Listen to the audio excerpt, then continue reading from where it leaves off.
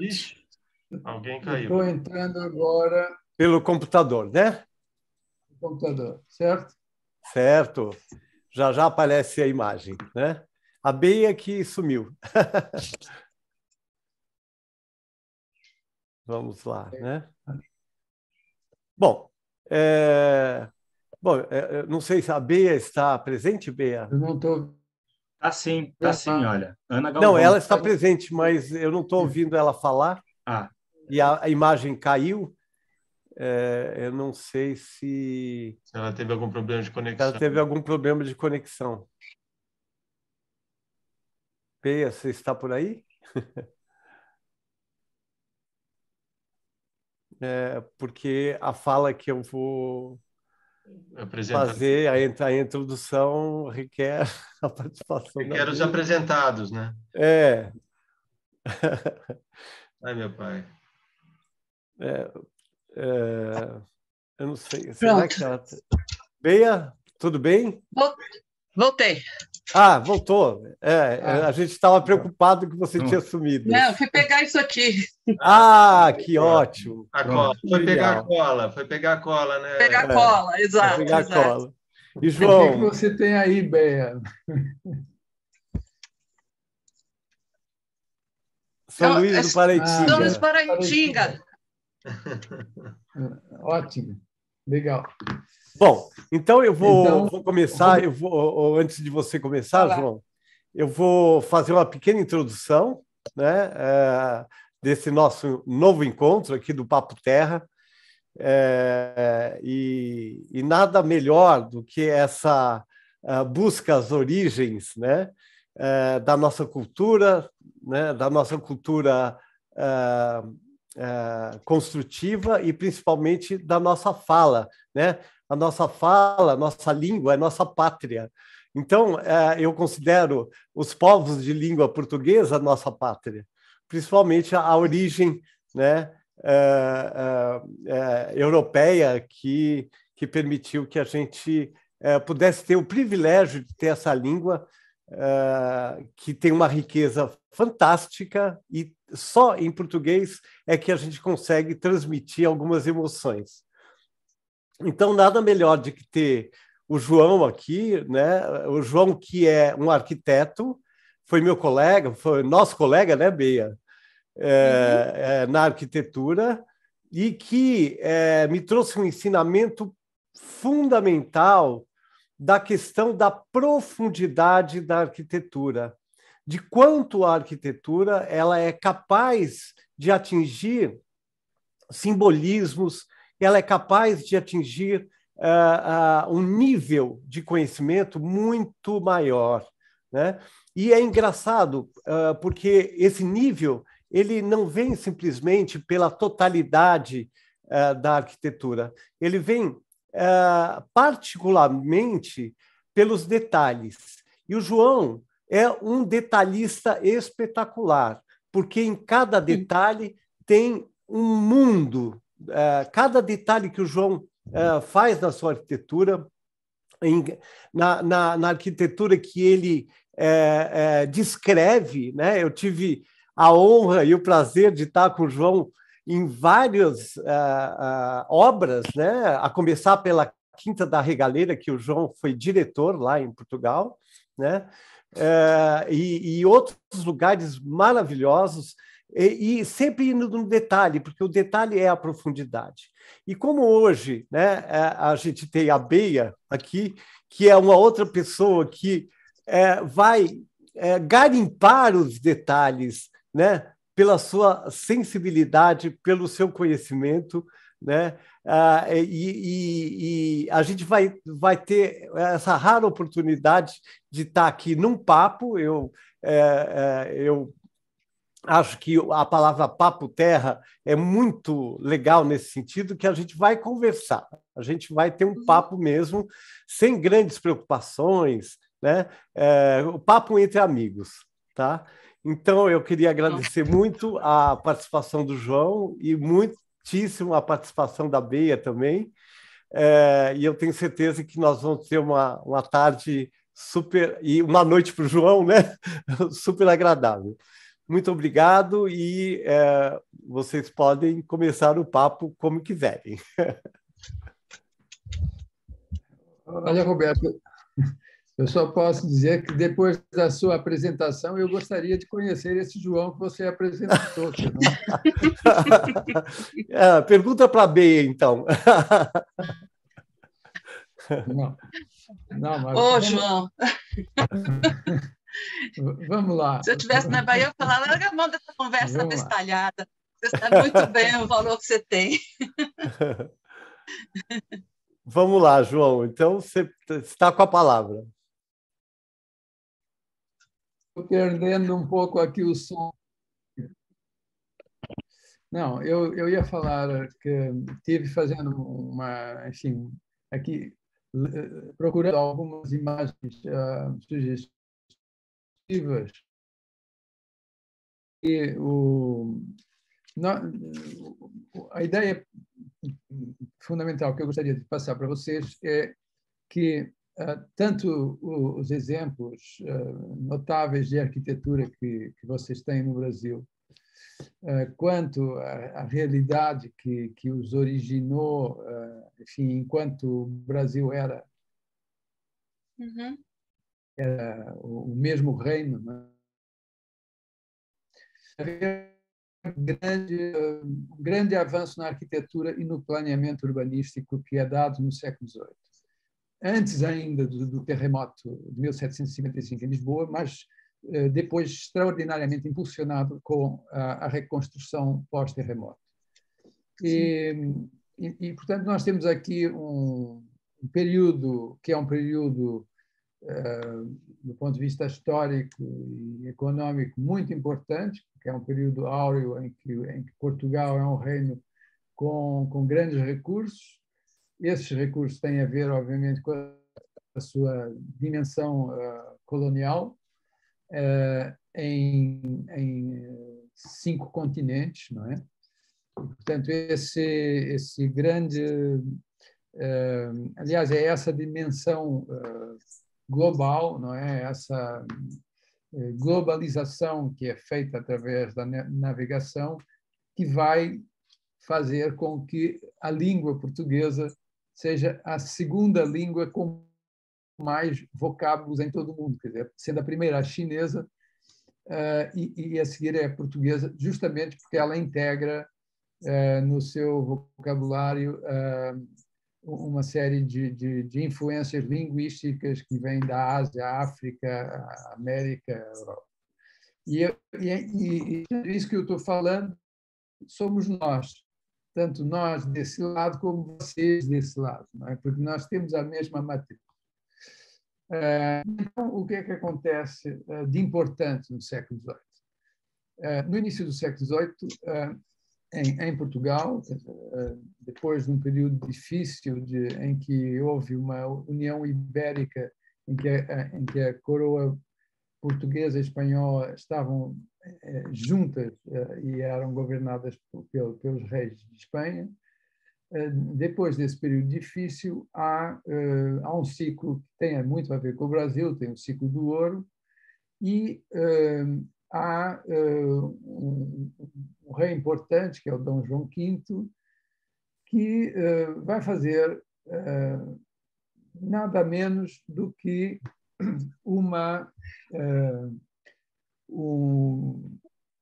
digamos assim, vai reiniciar um ciclo que eu diria que seria um ciclo da modernidade que se expande para o Ocidente. E quando falamos do Ocidente, estamos a falar da América. Uhum. E esse ciclo faz com que ele implemente um programa urbanístico e arquitetónico que tem uma dimensão imperial. Ele é rei, digamos assim, de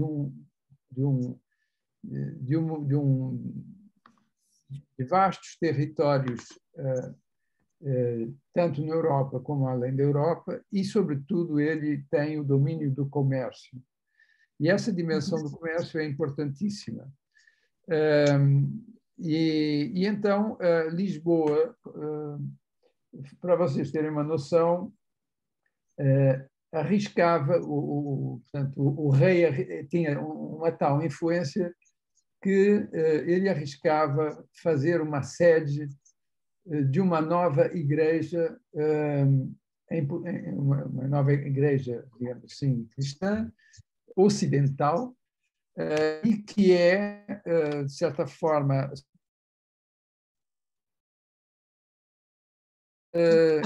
negociando o facto de que Lisboa passaria a ter uma sede patriarcal. O que é que isso quer dizer? Existem 5 patriarcas, não é, do cristianismo, desde o patriarca ortodoxo, o patriarca de Roma, e Lisboa passaria a ter uma sé patriarcal, ou seja, um patriarca é um pontífice, enfim, mais importante do que um bispo ou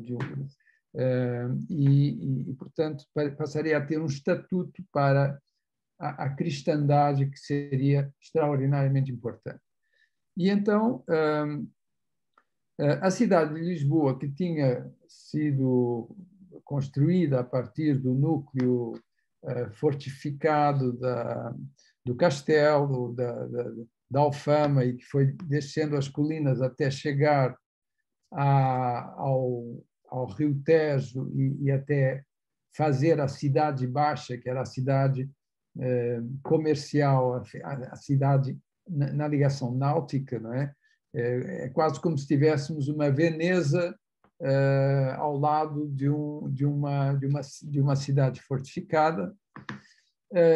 Então, Lisboa passaria a ser dividida em duas jurisdições, uma oriental e outra ocidental. E o próprio Paço Real, ou seja, o terreiro do Paço, não é, onde estava o Palácio Real, já não conseguia responder à sofisticação, enfim, da organização da corte introduzida por esse monarca, Dom João V, que é um rei absoluto, digamos assim, corresponderia um pouco ao rei Sol na França. E então começa a ser projetado, digamos assim, um novo palácio e uma nova patriarcal que passariam a ser a nova Lisboa, a Lisboa ocidental, a Lisboa mais virada para o Atlântico. Ok? Esse projeto vai ter consequências urbanísticas importantes. Eu vou só dar aqui uma imagem para vocês. Vamos ver se consigo passar, porque eu não sei se vocês estão conseguindo ver. João, não temos a sua imagem, nem a sua imagem está aparecendo, né? Então, não sei o que é que falta aqui. Falta conectar a imagem, será? Que está desconectada? Então, é isso mesmo. Clica naquele do lado esquerdo, onde tem uma câmerazinha. E agora... Claro, desculpem, eu estava... Aí, João. Oba! Agora sim. Legal. Você então, sabe compartilhar aí, né, João? Eu sei para compartilhar. Aqui eu não sei se vocês vão conseguir ver aqui uma imagem. Coloca o pin nele. Coloca um pin nele. Sim. Okay. Castelo de São Jorge lá em cima. Não. Isso não é o Castelo de São Jorge. Não. Então não tô... Isso é um levantamento de Lisboa antes do terremoto. Portanto, meados do século XVIII, já com a colina onde se viria instalar um novo palácio com a patriarcal. E, por cima, dá para ver o aqueduto das Águas Livres. Sim. Agora sim. É construído no século XVIII.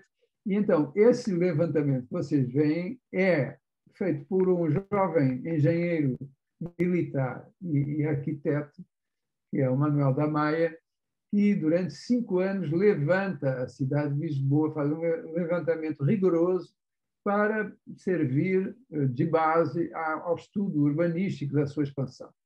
Então, isso aqui é uma prova, digamos assim, de uma arquitetura arquitetónica e urbanística que vai ter consequências aquém e além mar, digamos assim.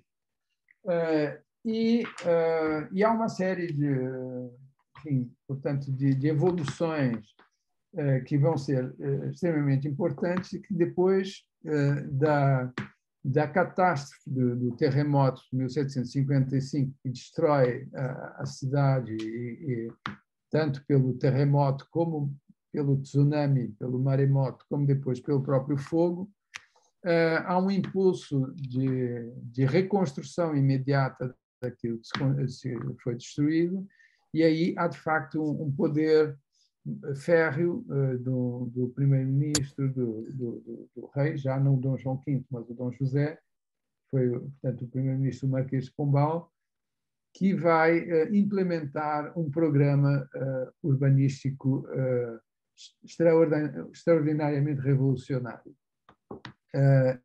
em que há todo um cadastramento da cidade antiga e tudo foi destruído, e o replanejamento para uma cidade moderna,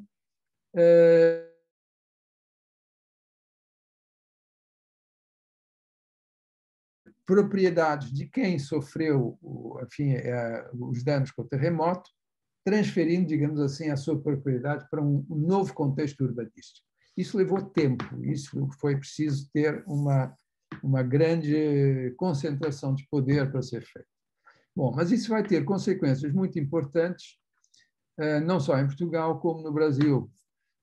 Por quê? Porque com essa necessidade de reconstrução e com a enorme força e coesão do planeamento da cidade,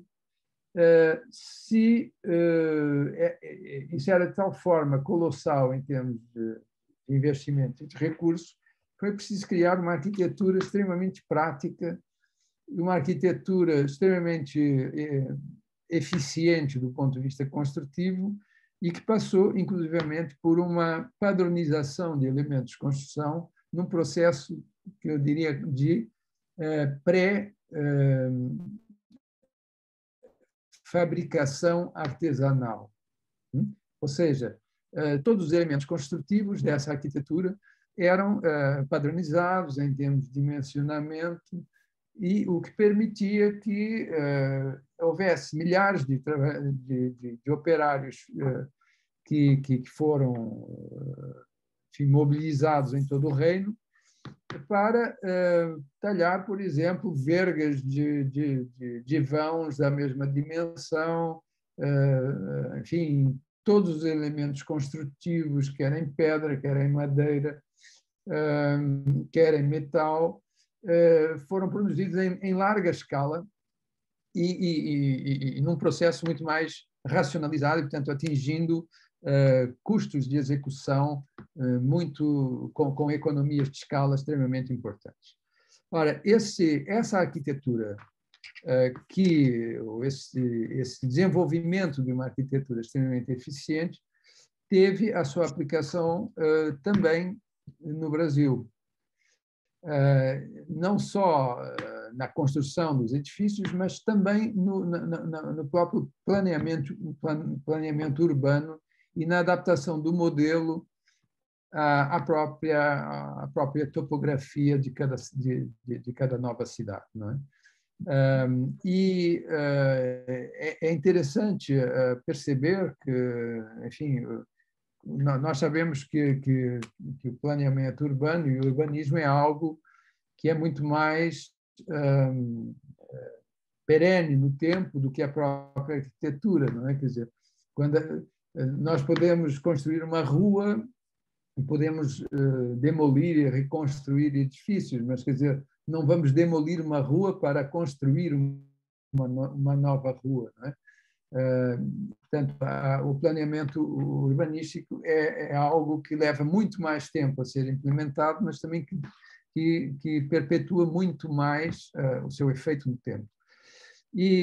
Portanto, esses aspectos são extremamente importantes, e há um aspecto extremamente relevante também que eu queria deixar aqui, é que essa expansão urbana que já foi planeada no início do século XVIII não foi possível concretizar no reinado desse rei Dom João V, mas houve algo extremamente importante que foi feito nesse reinado, que foi a infraestrutura para a possibilidade.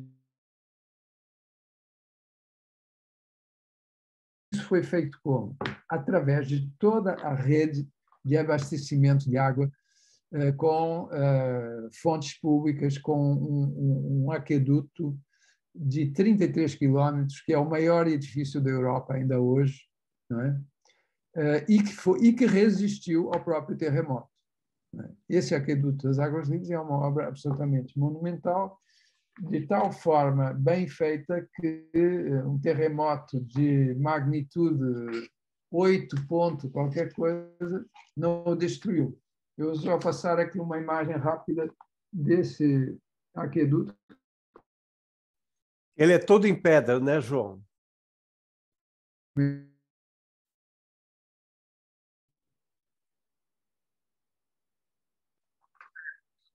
Diga? Ele é todo em pedra, né? Não entendi. Esse aqueduto, Sim, a construção ele é toda em pedra, né? Sim, Ok. sim, exato. Ok. Bom, então, esse aspecto é importante. Eu depois gostaria de ouvir a Bea em relação à aplicação do modelo em São Luís de Paraitinga, que eu ainda não conheço e já estou aqui cheio de curiosidade de conhecer. Mas, portanto, eu queria deixar essa ideia que o Brasil, de certa forma, herdou uma tradição da arquitetura que era, na época, a arquitetura mais arrojada que se fazia nesse planeta. Okay? Quer em termos de plano, de ordenamento, de proporção, quer em termos de hierarquia urbana, quer em termos de eficiência técnica construtiva, como nós falámos já, uma arquitetura antissísmica, uma arquitetura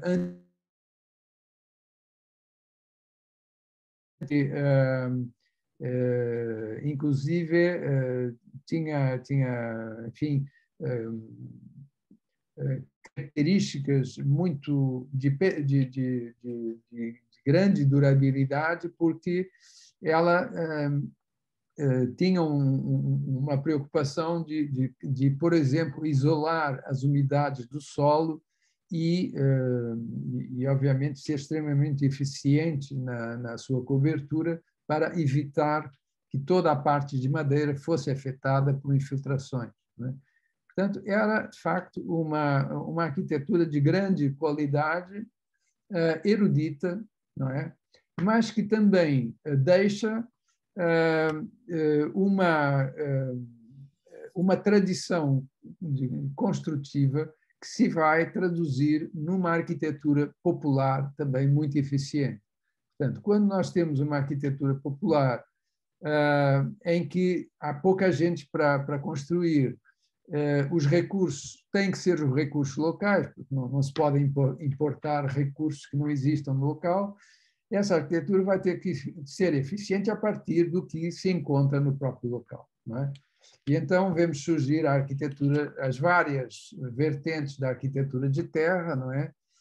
Desde a arquitetura de taipa, com taipais, a arquitetura de taipa de pau a pique, enfim, a incorporação de vários inertes, com argila, mas misturada com areia, com pedras, com conchas, com óleo de baleia, em certos casos, como a gente viu em Cananéia.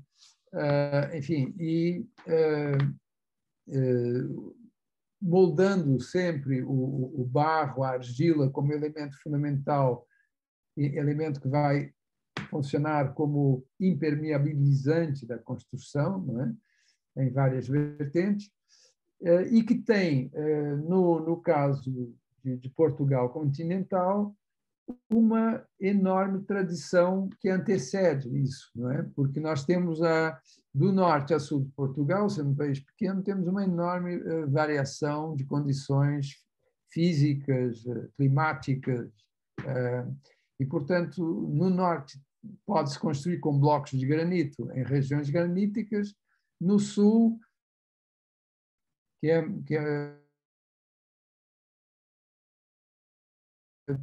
com terra e com pouca madeira. No deserto, a madeira é extremamente cara, então a arquitetura que é só em terra. E há exemplos com mais de 1000 anos que ainda estão de pé. Pronto, então, isso é só uma introdução rápida. Desculpem ser assim um bocadinho galopante, mas eu estou à vossa disposição e tenho também algumas imagens que eu depois selecionei, que é também na vertente popular, se vocês depois tiverem interesse em ver. João, eu gostaria que vocês colocassem questões mais concretas. Sim. O Morgado de Mateus entra aonde aí?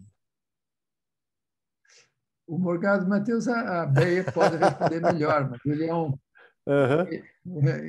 Ele é um arquiteto urbanista do tempo do Marquês de Pombal.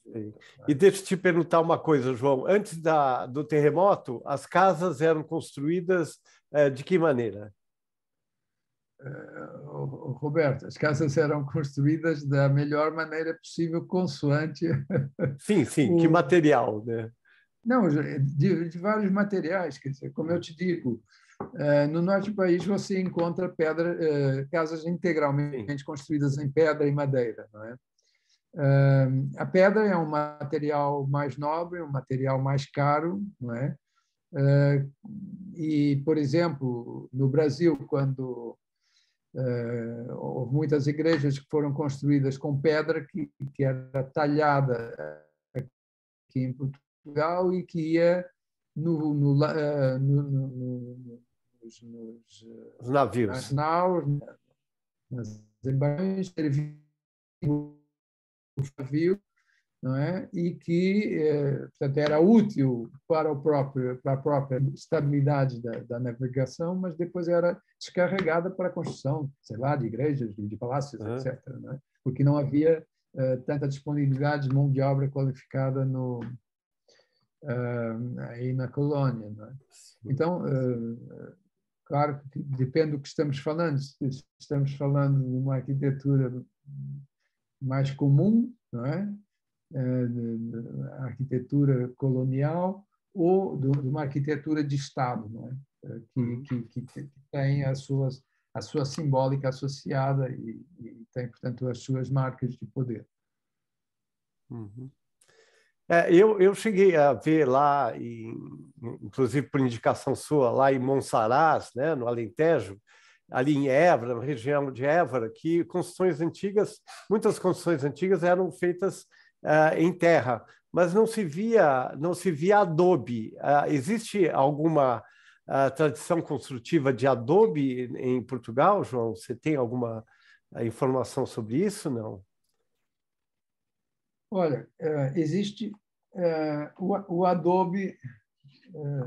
O adobe que chega ao Brasil, ele vem da África, ok? Sim.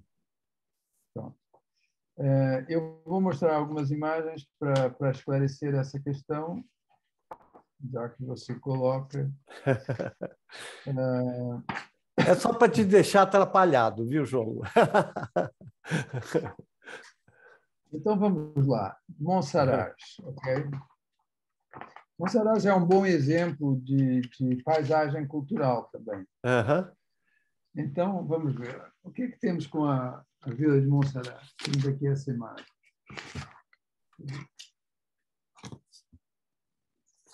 Essa é uma planta da cidade de Monsaraz, onde nós temos aqui, toda ela é fortificada, não é? É a muralha. O cemitério é fora da cidade, e isso é, digamos assim, a torre de homenagem do castelo. Isso é uma colina, portanto, você tem aqui as curvas de nível, e essa cidade é uma cidade que fica na fronteira com a Espanha. Portanto, durante várias épocas houve uma necessidade defensiva, não é? Como cidade de fronteira. Então, ela tinha muralhas bastante resistentes. E um dos problemas de uma cidade que fica no alto de um monte é a sua autonomia. Não é? Autonomia em termos de, enfim, ok, você está dentro da cidade, está protegido, mas se você não consegue se abastecer, você morre de fome. Então, é o problema do cerco ou da destruição. Não é?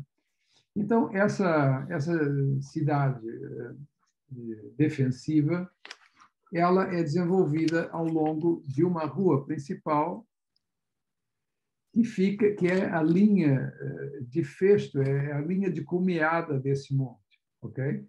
Ou seja, há uma encosta para cá e uma encosta para cá. Um divisor de águas. Sim, é como se fosse uma comieira Perfeito. ok? Perfeito. Ok. Bom, e então o que é que vamos ter?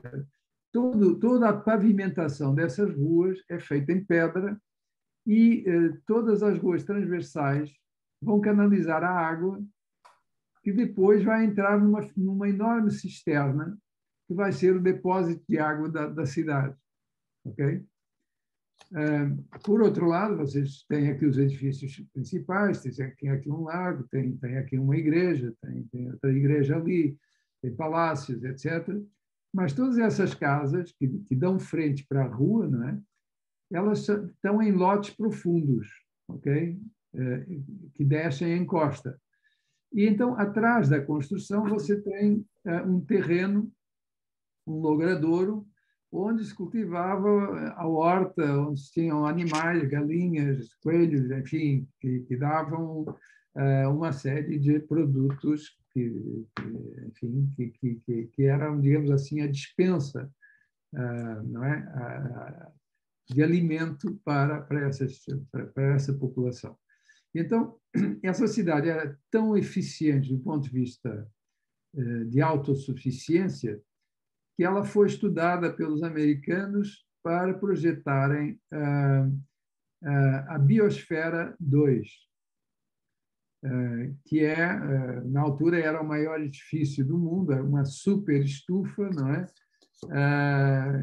Que era um teste para poder ser estudado na perspectiva de se poderem vir a desenvolver colônias fora do planeta Terra.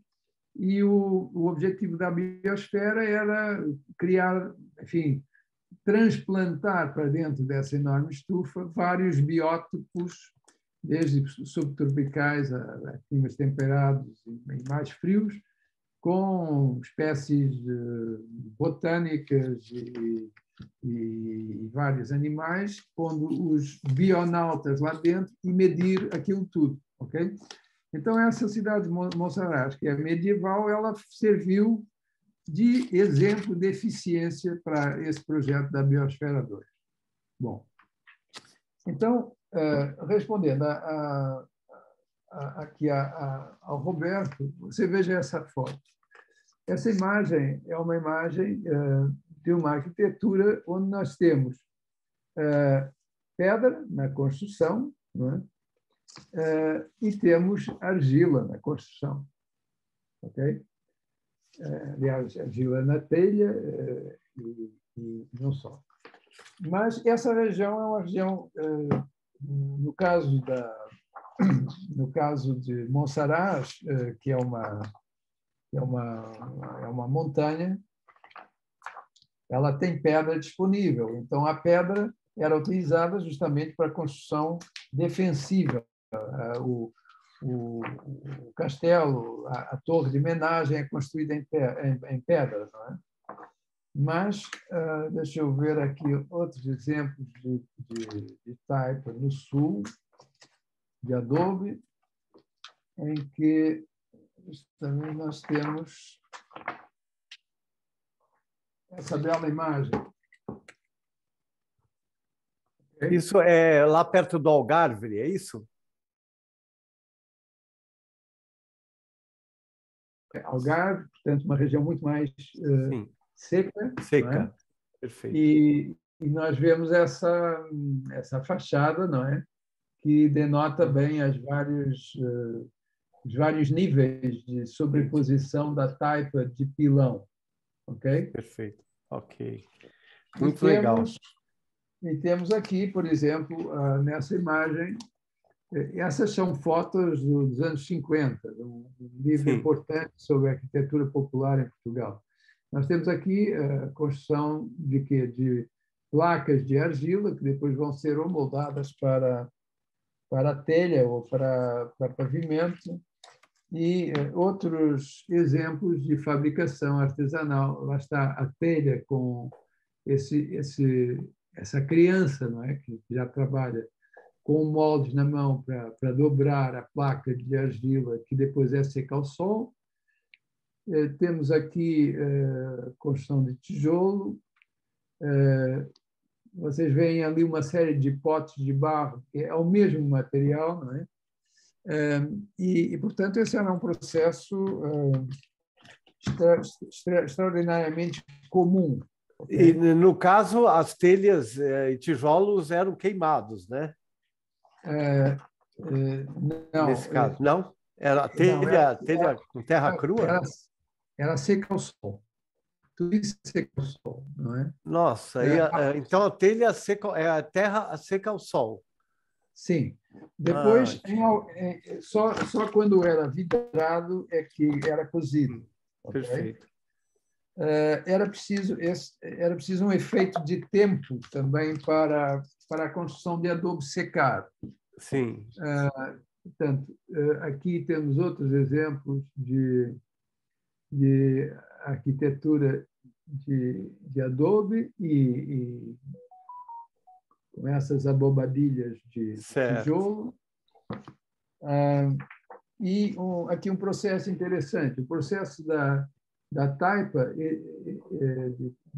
de pilão, não é? Sim. Eram precisas 4 pessoas para fazer uma construção em taipa. 2 que estavam socando o taipau, não é?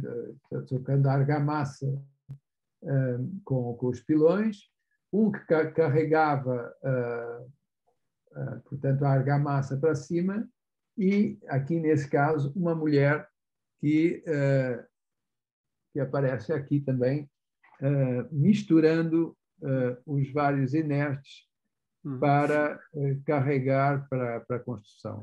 O interessante aí, João, é que na primeira foto que você mostrou, existe uma proteção do canto com tijolos de maior resistência, né? Parece? Exatamente. Certo. Porque o ponto fraco da taipa exatamente são as quinas, né? Uma coisa que nós comentamos. Muito legal, muito legal. Eu acho que aí a Bea vai conseguir falar também bastante sobre isso, né? Bastante, não, um pouco. Tá bom, Bea, um pouquinho disso. João, eu queria te agradecer muitíssimo, acho que já deu um panorama histórico fantástico, né? E aí, Bea, eu queria te ouvir essa parte toda aí que você tem para dizer a respeito de São Luís, e que eu acho importantíssimo. Então, vamos lá. Bom, gente, obrigada pelo convite. Estou um pouco assim, nervosa, que eu não sou do Papo Terra, né? Mas eu acho assim que tive uma vivência lá em São Luís do Paraitinga, depois da enchente de janeiro de 2000, dos motivos da forma de construção, associado com a cultura local, com a população, com toda uma expectativa. Então, acho que um pouco isso assim, que eu posso trazer assim, para colaborar. Eu trouxe algumas imagens, eu não sabia direitinho, daí eu posso ir falando em cima desse PowerPoint aí que eu preparei, e daí vocês vão comentando, tá bom? Agora, antes de começar, deixa eu só dar um pouquinho. Por que São Luís do Paraitinga com o João, em Portugal, né? Então, isso que eu estava, minha cola aqui, que eu estava vendo, era um pouco isso. Lembrar que São Luís do Paraitinga era um entreposto de tropeiro e tal, até 1765, ou seja, logo depois do Lisboa. E veio para cá o Morgado de Mateus, que é um título, né? Na verdade, o nome dele era Luiz Antônio Botelho, né? e era um dos morgados, né? Tem ainda, acho que até hoje deve ter morgado, é um título, né? E o Marquês de Pombal, o governo português, mandou ele vir para a província de São Paulo para, como se diz assim, para montar um plano de maior controle, porque era uma província que não tinha, os portugueses, né, a coroa não tinha um controle assim muito efetivo assim dessa província. Então ele passa aqui 10 anos no Brasil, a mando do Marquês de Pombal, justamente para ampliar o controle português aqui na província de São Paulo. E dentro das várias iniciativas que ele tomou, por exemplo, a primeira foi realmente capacitar o Porto de Santos, dar uma província para ser, né, reconhecida, tem que ter um porto decente. Então, ele ficou um ano, acho que em Santos, para daí subir para o Planalto e conhecer melhor a província de São Paulo. E nessa ele também faz um planejamento territorial, que ele cria, ele propõe e faz a criação de mais em torno de 20 vilas. Eu não tenho esses dados certos, 20 cidades espalhadas na província, em lugares estratégicos, em pontos estratégicos, inclusive de vilas que existiam. E foi nesse plano, vamos dizer, territorial, onde São Luís Paraitinga foi escolhido como um ponto estratégico, ligando o Vale do Paraíba e o sul de Minas ao porto de Ubatuba, que era um entreposto, né, de parada de tropeiros. Então, ele se empenhou em São Luís Paraitinga. Tem Piracicaba, Sorocaba, uma série de cidades que você vê que vão ser modernizadas, vamos dizer assim, a partir dos planos e das diretrizes do Morgado de Mateus. Tá? Então, só para dar uma situada aí, onde entra São Luís Paraitinga. Agora, o que tem de diferente em São Luís Paraitinga das demais? As demais cidades, elas realmente, acho que acompanharam, pelo que o pouco assim, que eu li, a estrutura, vamos dizer, o traçado urbano, basicamente. E depois que ele foi embora, cada um foi construindo como bem entendia. Já no caso de São Luís Paraitinga, não só o traçado, que tem lá, é do Morgado, vem desse urbanismo iluminista, tem gente que fala urbanismo iluminista, né? Mas também toda a normativa de obras de construção também, ele segue, vamos dizer, a cartilha deixada pelo Morgado. Então, esse foi um dos motivos que São Luís, inclusive, foi tombada como uma cidade tombada a nível federal, ou seja, né, como uma única cidade assim, com urbanismo pombalino e iluminista. Né? Então, é um pouco, super resumidamente, essa situação de São Luís, a importância de São Luís. E por que chama São Luís? Originalmente era São Luís e Santo Antônio, que eram os nomes do Morgado, Luís Antônio. E depois, quando foi elevada a cidade, a vila, e tal, daí passou São Luís do Paraitinga, que é o nome do rio, viu, João? É o rio que passa por lá onde ele implantou a cidade. Então, onde era o posto, o entreposto, mas foi logo depois do terremoto, e, portanto, da construção, né, concomitante à reconstrução da Baixa Pombalina lá em Lisboa. Né? Então, bom, dito assim, o que eu posso trazer aqui para colaborar? É uma coisa assim, não é informação sobre como é construído, o que é, por quê, mas é como enfrentar uma catástrofe ambiental, um desastre ambiental, em cima de uma cidade que as principais construções são feitas em terra, né? Seja taipa de pilão, no caso das construções mais monumentais, as igrejas, seja a taipa, sei lá, o pau a pique. Mas, fora isso, tem outros detalhes que a gente foi vendo depois que a enchente, porque em algumas casas, assim, um universo de mais ou menos 400 casas, 400 edificações, 20 realmente foram abaixo, 20 delas. Entre elas, as 2 igrejas principais e em taipa de pilão, mas também alguns sobrados, algumas casas também foram abaixo, revelando o sistema construtivo com mais evidência, assim, tá? Então, é um pouco isso que eu queria depois trazer esse estudo de caso aqui para vocês. E, ao mesmo tempo, eu vou contando. O que mais que eu queria falar? Que eu preciso falar, aliás. Dentro desse clima de catástrofe e tal, tem uma coisa que eu acho que lá em Lisboa também deve ter acontecido a mesma coisa, que era a variável tempo, urgência. Uma população sem onde ficar, vamos dizer, todo o núcleo central, que era o núcleo, vamos dizer, comercial, econômico da cidade, estava desativado, uma população extremamente católica, sem suas igrejas, né? E aí? O que fazer? Havia tudo isso caiu, não foi por desmazelo, foi por um desastre ambiental, né? No caso, a enchente do rio.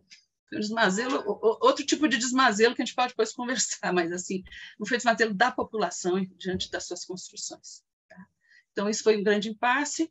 O que fazer, como reconstruir, e daí que eu falo aquilo que eu já falei já numa conversa com vocês um tempo atrás, que todas as minhas ideias, meus princípios, né, rígidos, foram água abaixo com o Rio Paraitinga, foram embora água abaixo, eu tive que reformular uma série de conceitos e princípios,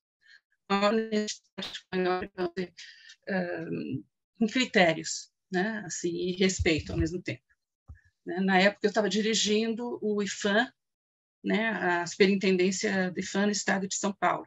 Então, era um trabalho coletivo, junto com a direção do CONDEFAT, Patrimônio Estadual, e outras instituições públicas, além, logicamente, da Prefeitura e da Defesa Civil local. Tá bom? Bom, como é que eu faço? Vou passar as imagens, que eu acho que fica mais interessante mostrar, né? Põe aquele share screen. Isso, share screen. Eu vou ter... E aí tem isso, ótimo, ótimo. Espera aí. Deu aqui? Deu. Você quer ampliar a imagem? Quero. Peraí, deixa eu pegar o... aí no... Onde está o negocinho que amplia? Está aí, aí. Isso. Tá bom? Peraí, então, eu fiz assim. Ainda não tá dando foi. Para ver? Não? Tá, mas não, ainda não foi, não compartilhou a imagem. Você clicou na telinha? Cliquei. Mas ela não, ela ainda está no modo normal. Tá bom, então peraí, vamos ver se eu acho essa telinha onde está. Eu cliquei. Você, Beia, se você for lá no share screen, do lado esquerdo, em cima, tem uma tela azul. Se você clicar na tela azul, aí você volta. Bom, tem que ser no share screen. Share screen. Tá. Vi, Marcela. Aí clica nela, depois vai lá embaixo do lado direito e clica em share. Clica nela. Sim, já vi. Clique em share. E agora? Aí, agora foi. Perfeito. Então, vamos lá. Bom, eu vou falando. Essa aqui é uma imagem assim, dessa praça principal. Eu não vou falar do traçado, do morgado, porque como a gente está aqui no Papo Terra, né? Vou tentar focar um pouco mais nas intervenções que a gente fez. Para quem não conhece, São Luís está aqui, nessa conexão entre São Paulo e Rio de Janeiro, no Vale do Paraíba. E essa é uma imagem de São Luís antes da enchente. Essas setinhas azuis que eu estou colocando aqui são dos 3 casos principais que eu vou estar trazendo para vocês. A Igreja Matriz, que foi abaixo. Essa aqui da direita é a Capela das Mercês, que é a mais antiga, é uma capela em taipa de pilão do século XVIII ainda.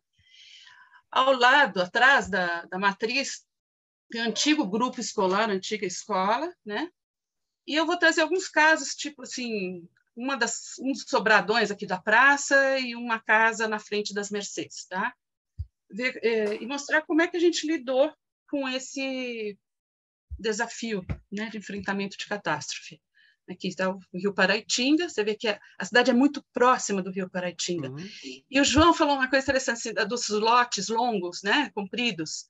Então, acho que aqui foi feita uma rua, aqui, o Beira-Rio, mas, na verdade, era um fundo de lotes, onde havia, sei lá, era terra inundável, permeável, plantações e tudo isso, eram os quintais das casas que davam na praça, mas que do século XX foram sendo ocupados. Esse, inclusive, acho que é um dos motivos da enchente também, que diminuiu a área permeável.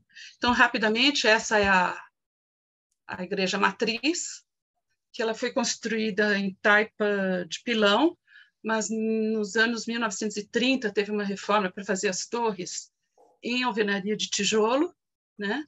E tem essa questão mesmo da junção, da conexão entre o trecho feito com alvenaria de tijolo com o trecho de taipa de pilão, como são trechos, um ponto frágil, né, da construção, se não estiver bem construído e com manutenção. Essa é a Capela das Mercês, que é de eu não lembro a data, mas é final do século XVIII, que é mais antiga, e aqui é uma construção nova, né, no local onde existia o grupo escolar, a escola onde todo o Lisense estudou. Então, vamos lá. Então, agora, para vocês entenderem um pouco a tragédia, algumas fotos da enchente, né, e das torres caindo. Você vê aqui, vê bem assim, que a torre, um trecho da torre em alvenaria de tijolo, se descolando, né, das paredes da nave, do corredor central, todo que era de taipa de pilão. As construções, esses sobrados que estão atrás, aqui cercando a praça, também em pau a pique, e o rio ali transbordando. Essa é outra cena trágica da matriz indo abaixo, e quando ela cai, né, a força, né, o peso das paredes causa como se fosse um tsunami que vai bater essas ondas, né, vão bater nas casas do lado também, destruindo parte delas. Olha aqui. Se vocês quiserem comentar alguma coisa, por favor, interrompam, tá? Mas eu estou querendo mostrar realmente o... A taipa dá uma derretida com a água, é isso? Também, alguns trechos, sim. E com a força, né, da água também, que vem da colina. Daí ela vai caindo. Você vê que sobraram aqui alguns trechos, alguns pedaços de taipa, mas aqui ainda... E essa construção aqui com janelas verdes era o antigo grupo escolar. Aqui, no caso, era de pau a pique. Eu fiquei curioso, você falou que as suas ideias de restauro mudaram, né, devido à urgência. Quais eram e como ficou? Então, vamos lá, vamos ver. Bom, isso aqui aconteceu no dia 2 de janeiro de 2010, certo? Essa aqui é o que sobrou, esse entulho aqui, da Capela das Mercês. Eu trouxe essa foto porque tem aquela casinha com janelas verdes, que eram todas também, que é de taipa de pau a pique, né? Taipa de mão, tanto essa fachada quanto a frontal, quanto a fachada posterior e lateral. E aqui as águas já começam a baixar, né? Essa é uma vista do morro, né? Você vê que ainda a nave principal da matriz ainda está de pé aqui, mas depois aquela cena que a gente viu ela caindo. Bom, a cidade virou um rio, ninguém morreu, acho que é importante colocar isso, né? Acho que graças à ação desses rapazes que faziam rafting, porque lá tem muito ecoesporte, né? Aquele canoagem e tudo mais, e esses rapazes que fazem esse turismo ecológico, aí, turismo de botes e tudo mais, quando viram as águas subindo, jogaram seus botes na água e foram falando com as pessoas com os moradores que foram subindo, né? Estava com enchente embaixo, então vai para o pavimento superior. E conseguiram retirar todos os moradores que estavam em cima, convencendo, principalmente a população mais idosa, que muitos idosos morando nessa área central da cidade, né?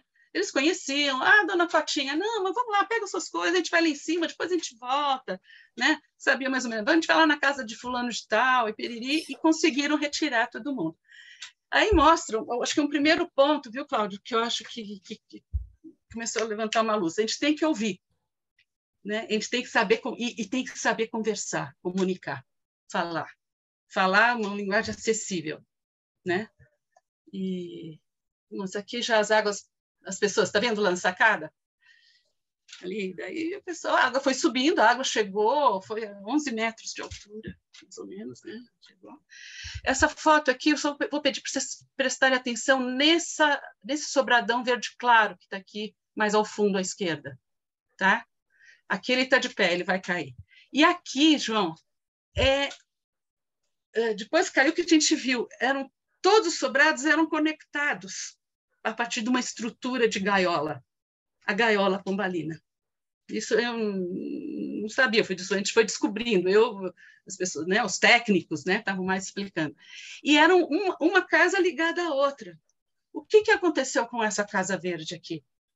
A do lado tinha feito um reforço estrutural em concreto, se não me engano, e se descolou do resto da casa vizinha. E mesma coisa essa casa com janelas vermelhas. Ou seja, a casa verde ela ficou solta dentro daquela estrutura de gaiola, que não era só o sobrado em si, mas era o sobrado conectado com as outras, os sobrados daquele quarteirão, daquela frente. Então, havia toda uma questão assim, de poderia estar se movimentando.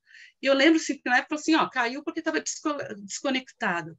E daí que a gente vai descobrindo o que tinha a relação entre elas. Lá atrás, está vendo um sobrado mais, um telhado mais inclinado? São 3 casas iguaizinhas, eles chamam as trigêmeas. Ficaram bem abaladas, mas não chegaram a cair. Então, uma sustentou a outra. Aqui, as trigêmeas. Também taipa de mão. Agora, tudo assim. Aí é diferente do que o João falou de Lisboa. Você vê que você tem toda uma estrutura de gaiola, então aqui aquele sobrado já foi abaixo, tá vendo? E aparece as paredes divisórias das casas, assim. Você vê que o preenchimento é taipa de mão. O preenchimento é taipa de sopapo, não de alvenaria de tijolo. Há uma gaiola, né, com uma estrutura maior, de peças mais largas, e o preenchimento todo interno é de taipa de pilão. Bom, isso aqui é o que ficou depois, a gente chegou, né?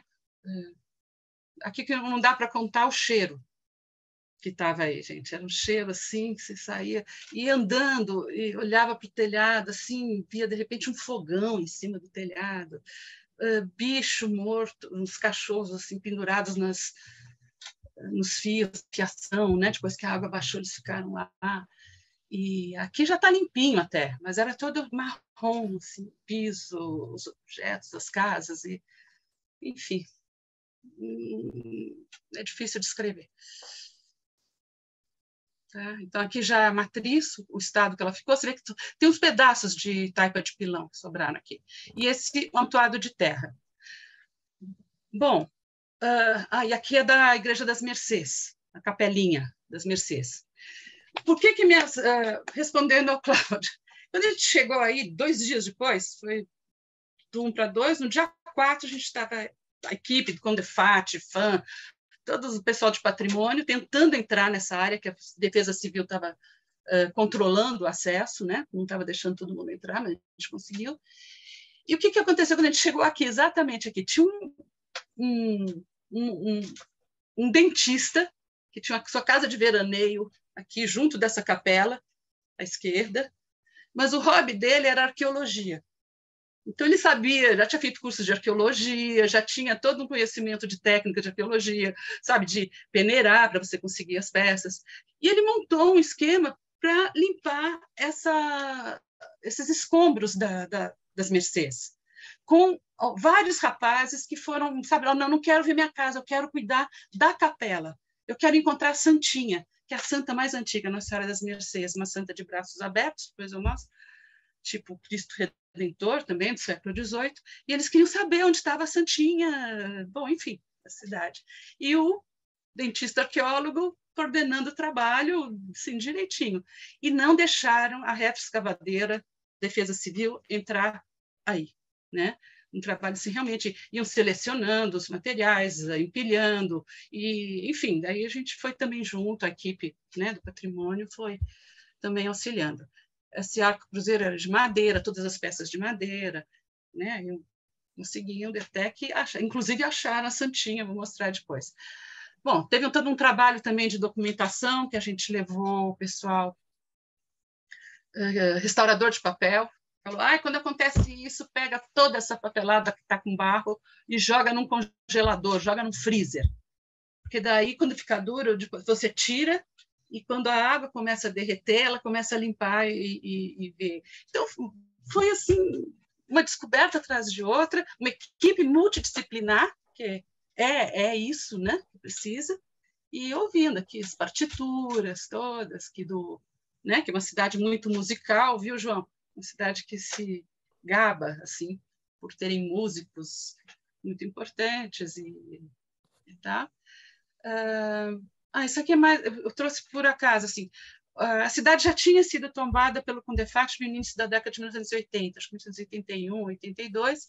Você vê que são essas construções, e é o que eu costumo dizer, que foi um tombamento, falo que é tombamento urbano, mas é um tombamento de conjunto arquitetônico, porque cada casinha é tratada individualmente, cada edificação, com seu grau de valor, né, de preservação, e os vazios entram com um olhar como se fosse um entorno desse construído, desse edificado, né?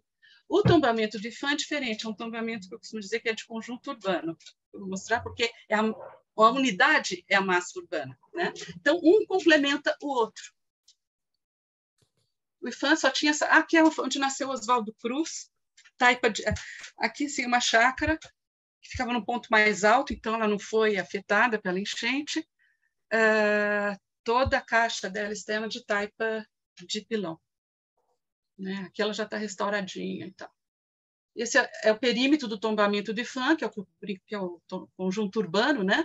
Todo esse perímetro é a unidade tombada. Tudo bem que está em roxo, são os edifícios mais monumentais, o mercado que não caiu, que já tinha passado por uma obra de estabilização já estrutural, a casa do Oswaldo Cruz aqui e as 3 igrejas principais. E um pouco aquilo que o João estava falando de paisagem cultural, um pouco esse o caráter do tombamento federal, né? Você tem essa mancha rosa, que é a unidade tombada, né? O conjunto urbano tombado, o núcleo urbano tombado, e a área de entorno, de preservação, de amortecimento, é essa poligonal aqui, em cor de laranja, que passa justamente pelas cumeadas das colinas que rodeiam a cidade, né? Festo, né, João? As linhas de festo. Bom, a gente fez uma série de ações emergenciais. Eu estou tentando responder ao Cláudio aqui. Eu acho que é esse aqui, orientação e apoio. Então, a gente ouviu muito, muito, muito, Luiz Henrique. Essa foi a política que a gente implantou. Dentro da nossa equipe, teve gente de outras unidades federativas, principalmente o Ifan Goiás, que já tinha enfrentado enchente, incêndio, né? Goiás Velho, Pirinópolis e tal. Eles baixaram lá em São Luís Paraitinga para ir orientando a gente, para trabalhar junto, foi muito bacana. Outras instituições também, como eu disse para vocês inicialmente, né? E a gente começou, então, a orientar, desde escoramento, proteção de ruínas, né? Proteção das ruínas que estavam, limpeza, tentar orientar como fazer a limpeza. E tem até umas anedotas aí dessas coisas de limpeza, assim, porque os engenheiros lá da Defesa Civil eram totalmente... Não adianta limpar tudo isso, já não presta mais para nada. E aqui é aquela casa que eu falei para vocês, a verdinha, que caiu, revelando, né, toda a estrutura em gaiola desse conjunto.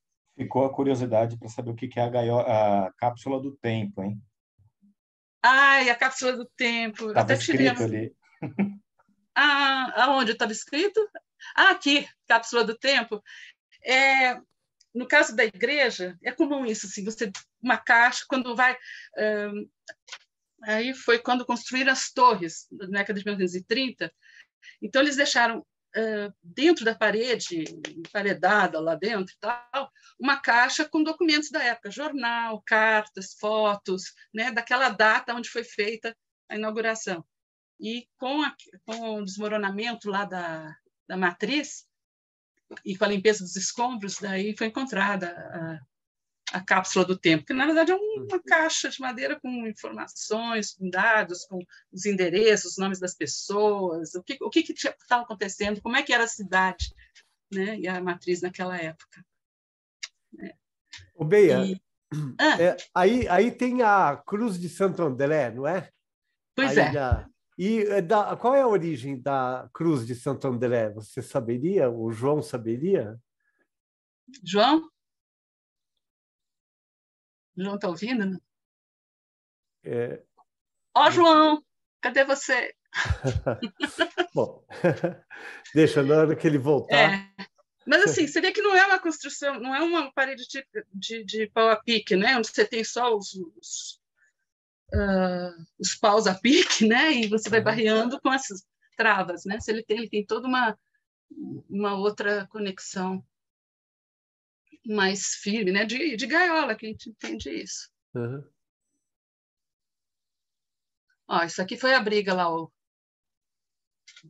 do engenheiro limpando com reta escavadeira. E começou a fazer isso nos escombros da matriz. Daí a gente teve que rodar a baiana, né? Realmente rodar a baiana e ameaçar. Estava tendo uma reunião naquele momento, cheguei lá, olha, isso aqui não é brincadeira, não. Né? Tudo bem, imagina, na cidade interior, mulher, arquiteta, que não é da região, não é da cidade, não sei o que, tal, assim. Então, daí eu tive que apelar mesmo, olha, se não parar agora isso, eu olhava para o promotor, não foi nem para o engenheiro, para o promotor do Ministério Público Estadual que estava lá. Se não parar agora, eu vou no Ministério Público Federal e tal. Bom, daí pararam de passar a reta escavadeira lá nos escombros da matriz, a prefeita acatou, né, a nosso pedido, e imediatamente veio a equipe de Goiás, que fez todo o trabalho de limpeza e seleção das peças, e foi abrindo, até inclusive acharam o sino, né? Que foi muito esperado, assim, né, essa população. E nisso a gente foi criando um vínculo. Eu não saí, eu fiquei quase um mês morando lá. Eu e a equipe toda, né? Não estou falando eu, não, a equipe, né? A revelia.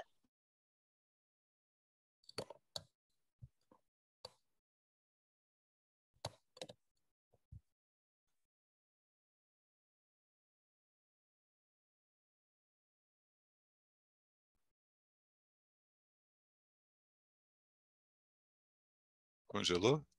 Congelou. Vou pedir para ela repetir esse pouquinho. Como é que nós estamos de tempo, Li? Olha, agora são 6h18 e, enfim, temos um tempinho. Acho que como começamos atrasados, podemos chegar mais próximo das 7, teoricamente. Tá ótimo, tá ótimo. Mas não sei se, como a Bia travou um pouco, se o João não quer... Eu não sei se o João está... João está por aí? João Cruz Alves, você está com o seu microfone desligado? Alô, João? O João estava com problemas de conexão também, né? Sim. Podemos aproveitar que quem está aqui é o Silvio, né? O Silvio Savaia. Oba! Também. Silvio! Pode até ajudar a comentar um pouco aí. Sim, o Silvio deve saber a origem da Cruz de Santo André, não sabe, Silvio? Se você sabe a origem da Cruz de Santo André. Não, o seu microfone está desligado, Silvio. O microfone está desligado, Silvio. Aí, agora sim. Então, ela tem o vertical e 2 braços horizontais, um menor, outro maior. Agora, o que não sei. Da onde, qual é a origem do nome Santo André, né? Me parece... o João apareceu. João, você não está escutando? Não, eu acho que você não está escutando a gente. Eu vou te ligar no WhatsApp. Mas ele também está mutado. Ele está sem. Você está sem microfone, João. Mas eu acho que ele não sabe que está sem microfone, porque ele não está escutando a gente. Não, mas acho que está, viu? Ele está interagindo. Alô, estão ouvindo? Agora sim. Agora sim. Alô? Pronto, agora estamos te escutando, João. A pergunta você sabe a origem da Cruz de Santo André? alguma história sobre a Cruz de Santo André? Nossa, ele caiu de novo, pelo jeito. E a Ana, a Bia está voltando. Então está um momento de conexão instável. Instável, é. O João está lá com dificuldades também. Enfim. A Bia voltou? Voltei. Que bom que você voltou. Pronto, eu mudei de lugar. Que ótimo. Vim para a cozinha. Que ótimo. Bem, a sua última fala não deu para escutar absolutamente nada, não. Porque ficou muda. Pode repetir. Não, a fala era um recado para o primo aqui. Ótimo. Você sabia que você tem acho que é bisavô, bisavô, que é luizense? Eu também, né? Daí isso abriu portas, porque é uma cidade extremamente luizense bairrista. E daí, no meio dessa conversa de se aproximando, daí, tudo isso fala assim, engraçado, meu bisavô era daqui. Quem é? Geraldo Pereira de Sales. Na verdade, era meu trisavô, era o pai da minha bisavó, Mariquinha. Pai da sua bisavó, Olga. Né? Vou ter que estudar bastante depois. E daí isso abriu assim, porque tem a família Pereira, Salles lá, e daí vi os historiadores, mas quem é ele, não sei quem e tal. E, enfim, e tudo isso é válido, sabe? Acho que esse trabalho nosso de arquiteto tem que ter esse lado humanista, é obrigatório, né? Para ter um trabalho bem sucedido e entendendo as histórias e para poder fazer as opções. Então, acho que é isso que eu estou trazendo, assim, quais as opções de recuperação disso. Porque houve uma... eu até tirei aqui o meu... Compartilhamento. Deixa eu ver. Em parte você responde um pouco ao Cláudio, né? Que no fundo, me corrija se eu estiver errado, houve um projeto participativo de recuperação urbana e recuperação das construções. E as decisões passaram pela população. Por isso, o imenso respeito ao trabalho que o IPHAN, e o seu trabalho em particular, né, Bia? Da equipe. A equipe. E detalhes que você pode contar a respeito da reconstrução, o que ficou, Isso. o que não ficou. Isso é muito importante. Bom, tem sobre esse trabalho da reconstrução, tem duas maneiras a gente fazer a leitura. Uma com esse diálogo participativo, por exemplo, a gente incentivou, foi criado um conselho de patrimônio municipal que se reunia com representantes da comunidade, a gente, né, todo mundo participava, ouvia, né, era um conselho consultivo nosso, e tinha também, lógico, você não pode se eximir do seu conhecimento técnico, da sua responsabilidade enquanto técnico, né? Você não vai fazer só o que o cliente quer, a gente já sabe disso, né? Tem gente que faz, mas a gente, né? E qual é a dose disso? Como dosar isso? Então, eu vou trazer agora a discussão que teve dentro, né, das instituições de patrimônio e preservação, de maneira geral. Bia, você consegue compartilhar a imagem? Porque está uma imagem iniciar a reunião aí. Espera aí. Como é que a gente faz isso? Você já está no Zoom. Eu já estou no Zoom, então. Então, minimiza essa tela. Meu share. Espera aí. Minimiza essa tela. Minimiza essa tela e dá o share screen de novo. Espera aí.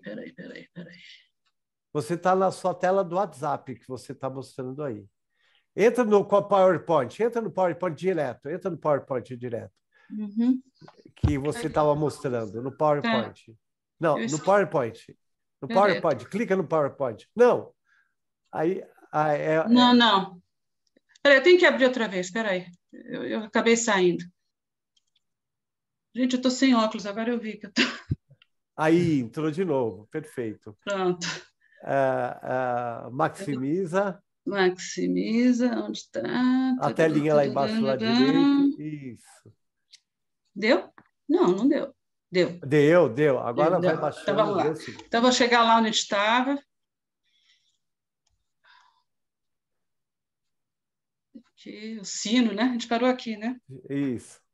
Foi aqui, ações emergenciais.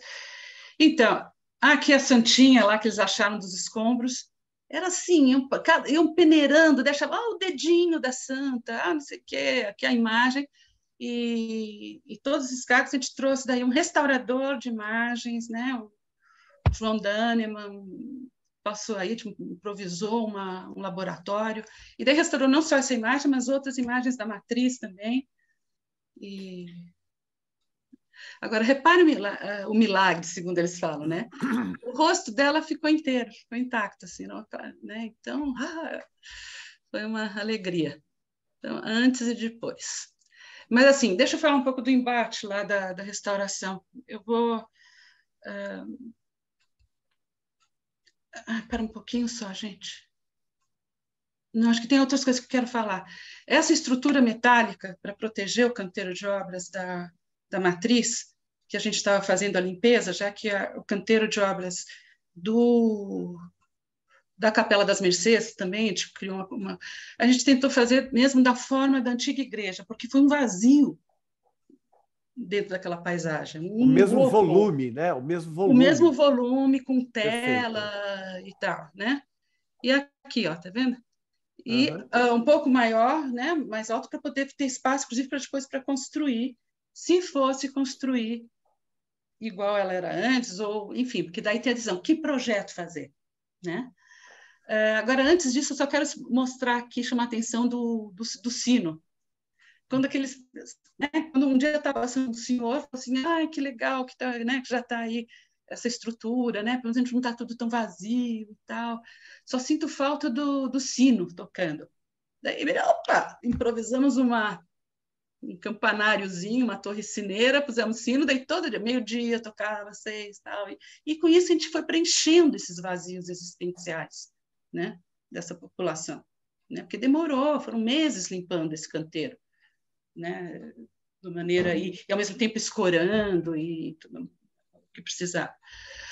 Bom, o embate, daí, está aqui a igreja, e o embate junto, né, com todos os órgãos de preservação. Primeiro, corrente.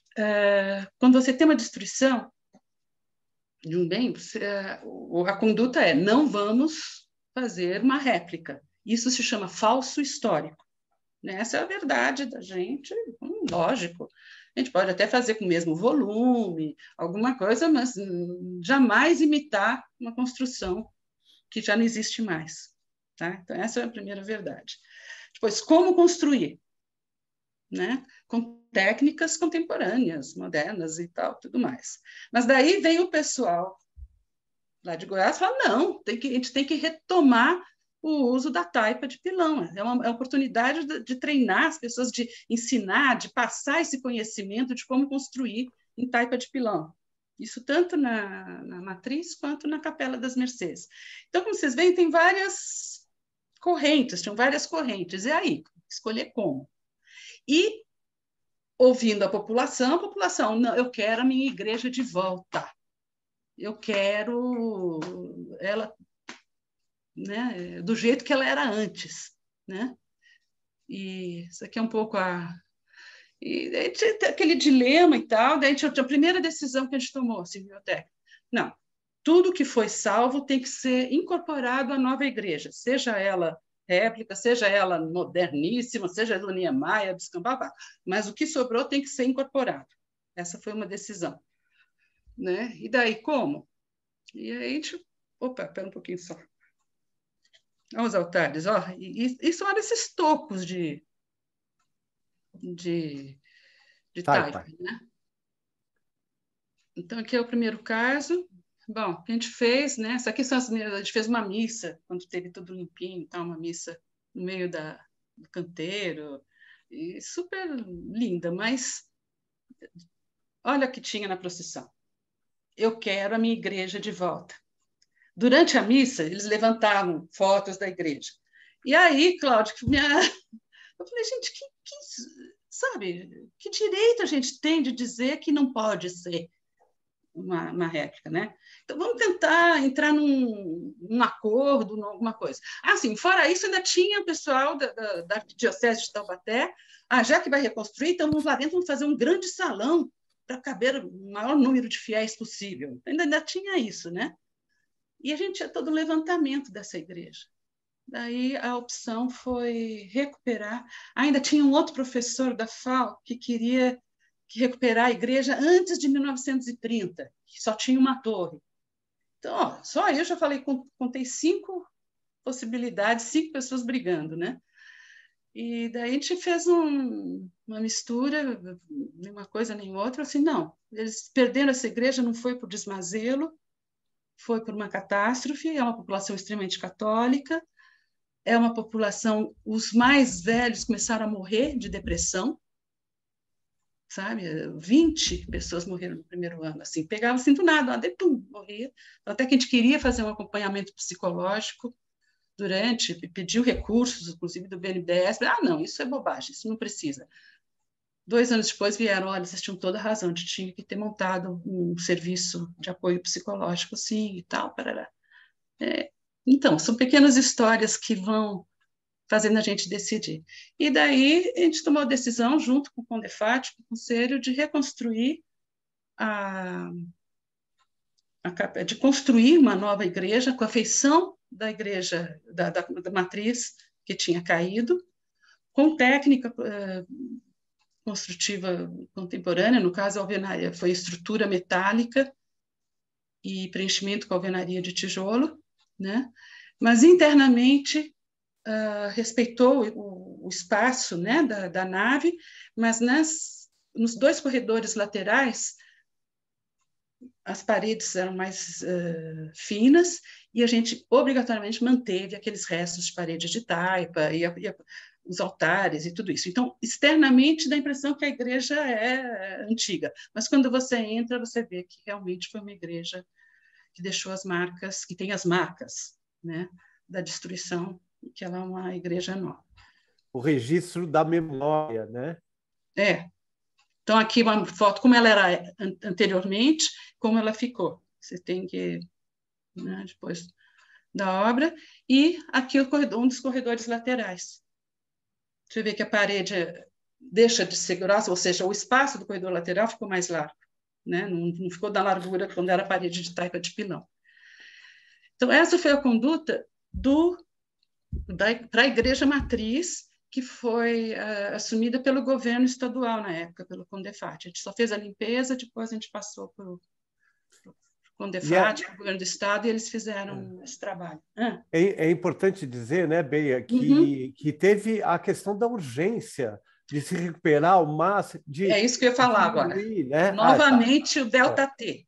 É uma variável, em situação de catástrofe, é uma variável, assim, de primeira ordem que a gente tem que incorporar nas nossas decisões. Então, não dava tempo. Para fazer uma igreja, refazer essa igreja em taipa de pilão, seria lindo, seria bárbaro, tudo mais. Porém, quanto tempo levaria? Né? A gente teve essa experiência aquela pronta, aqui na Capela das Mercês. Tá? Porque daí na Capela das Mercês foi a nossa equipe que acompanhou direto e tinha embate direto dentro do próprio IPHAN. Era muito gozado. Olha o que sobrou de taipa de pilão. Tudo isso aqui. Daí eu falei assim, não, vamos fazer de que maneira? Eu acho assim que a solução que a gente fez aqui é muito mais honesta e interessante do que a da matriz. E ficou pronta antes da matriz, tudo bem, olha o tamaninho, né? Mas o que a gente fez? Havia uma orientação para demolir tirar todos esses restos de taipa de pilão, porque também já não eram mais estruturais, né? Eram só remanescentes e tal, e refazer em taipa de pilão. Essa era uma. A outra, refazer com técnicas contemporâneas, né? Com um novo sistema, com um novo material, né?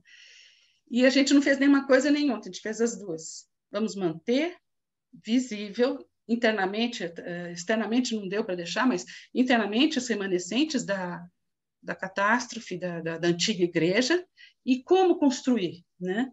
Daí a gente fez assim por trás, deixa eu ver se tem alguma... tá vendo aqui? Você tem a espessura, né, da parede. Aqui atrás a gente cavou bem profundo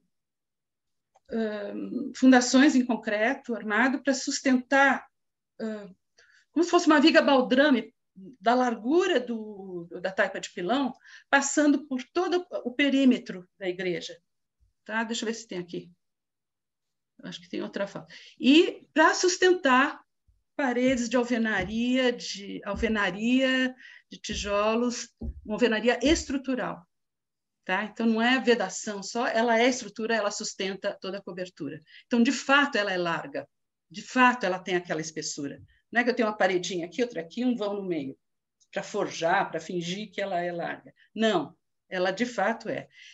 E essa estrutura, aqui dá para ver melhor, né? Essa baldrame suspensa, sei lá se está certo esse nome, mas é que a gente brinca falando isso, para sustentar essas paredes bem largas, que daí sustentaram o telhado. E aqui embaixo, vocês estão vendo esse madeirite, ela está protegendo os restos, os remanescentes da antiga taipa de pilão, o que sobrou da taipa de pilão. Bom, não é preciso dizer que todo o madeiramento que foi salvo foi reaproveitado, as telhas que foram recuperadas, né? Isso tudo foi reincorporado. E ficou assim, internamente, tá vendo? Tem até uma brincadeira lá, um dos arquitetos que fez assim, ele apertou muito esses parafusos, né? E daí começou a criar bolor, né? Lá dentro, tá assim, fulano, a gente tem que abrir fresta para ventilar, para respirar. Quem respira quem respira é gente. Isso aí não respira nada. Eu falei, tá bom. A gente foi lá, soltou um pouquinho, liberou, assim, daí tem uma ventilaçãozinha aí e parou de ter esse mofo. Bom, essa aqui é a data, foi na inauguração da igreja, né? Você vê a quantidade de pessoas, foi muito emocionante.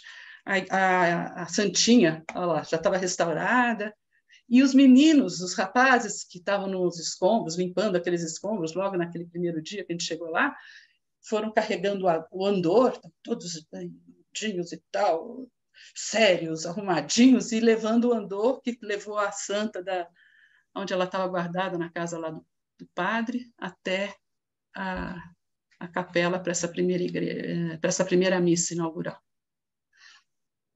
Então, esse é um caso. Dá tempo de falar ainda um pouquinho mais, não?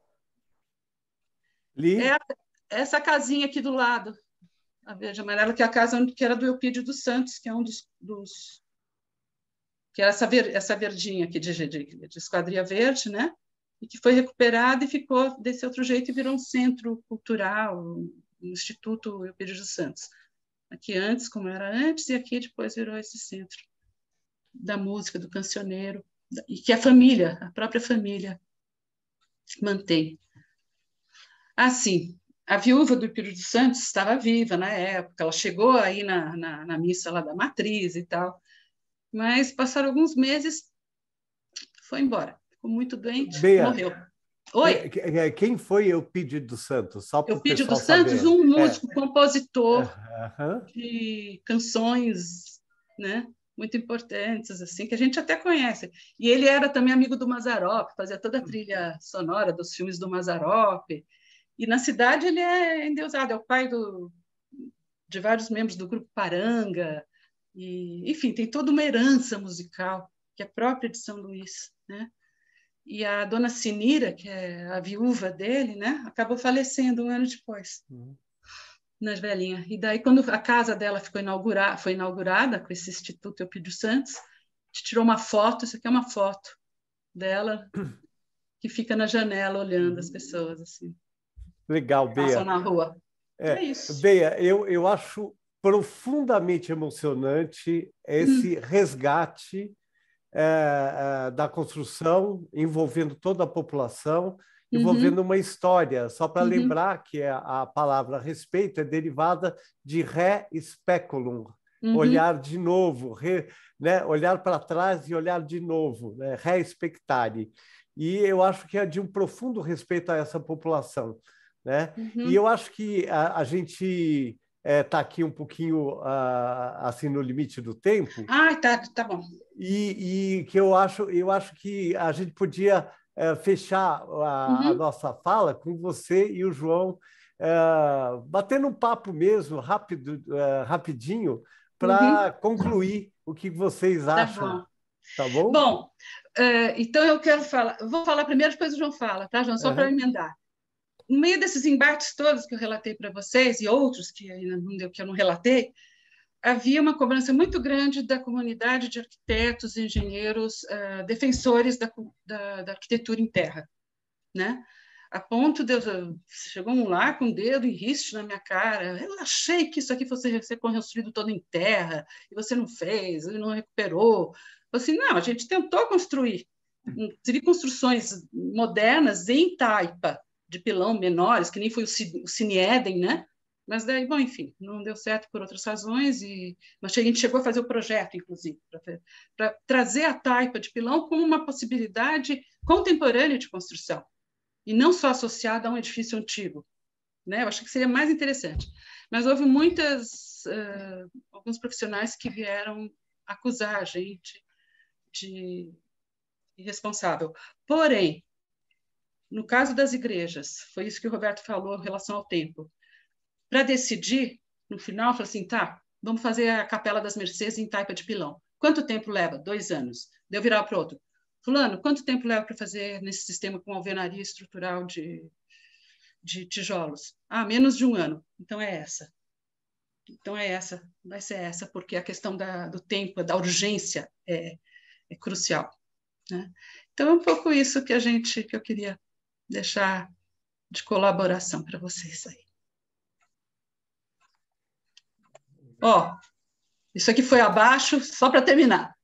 O antigo grupo escolar fizeram uma construção moderna e tal, mas tiraram a porta de entrada do grupo. E ficou desocupado. O pessoal não entrava, se recusou a entrar, que era essa casa aqui, né? Com essa porta, a nossa porta e tal.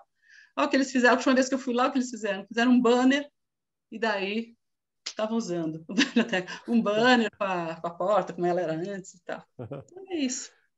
Beia, muitíssimo obrigado. Eu não tem uma vez que você mostre isso que eu não chego às lágrimas, porque é muito emocionante, é muito bonito, né? E então queria saber, o João tem algum comentário, alguma coisa que gostaria, né, de falar a respeito desse nosso papo? Para mim é fascinante poder acompanhar essa exposição da Beia e esse exemplo. E nós não podemos esquecer uma coisa que é essencial, não é? O arquiteto que tinha, até pelo menos ao século XIX, não é? Até a Revolução Industrial, até a separação das engenharias e da arquitetura, ele era um agente do espaço edificado. Ele passava por todo um processo que ia desde a preparação do material até enfim, a acompanhar todo o processo construtivo e, no final, ele chegava realmente, digamos assim,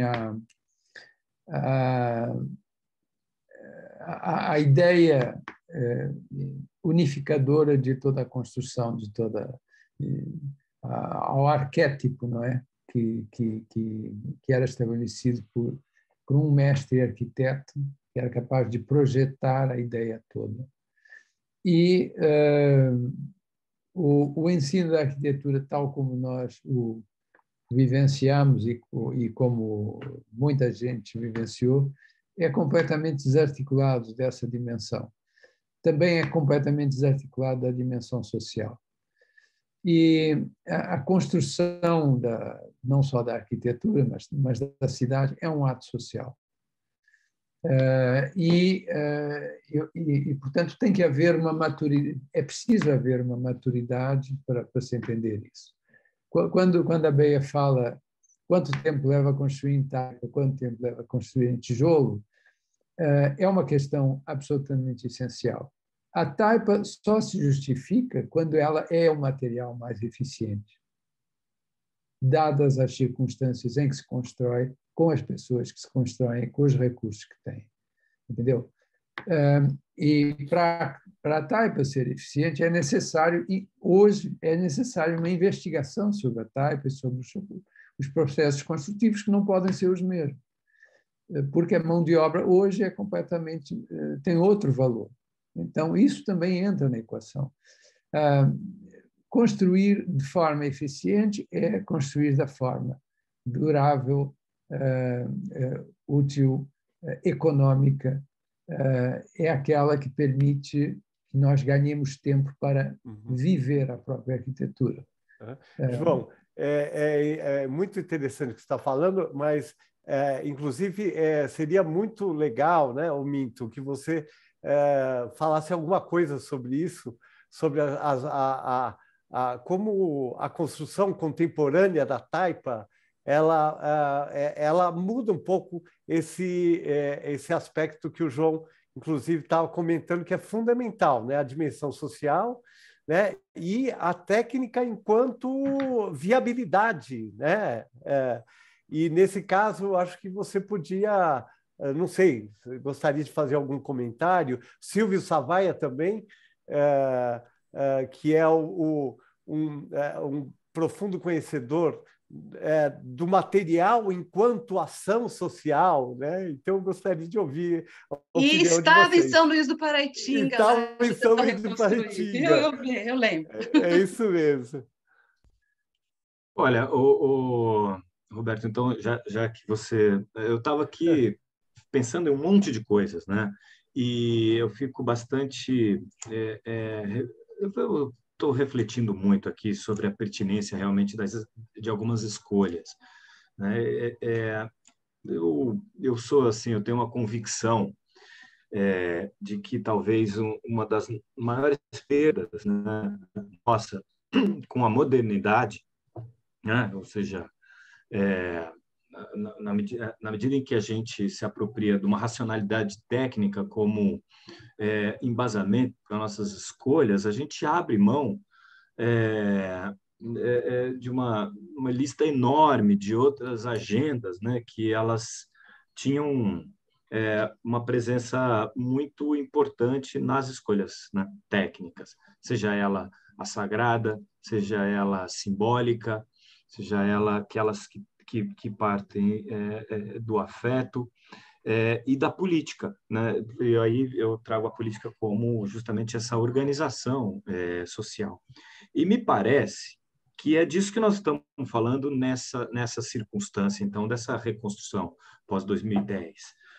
Porque, assim, não é só uma racionalidade técnica, né? Há ali uma conjuntura política também.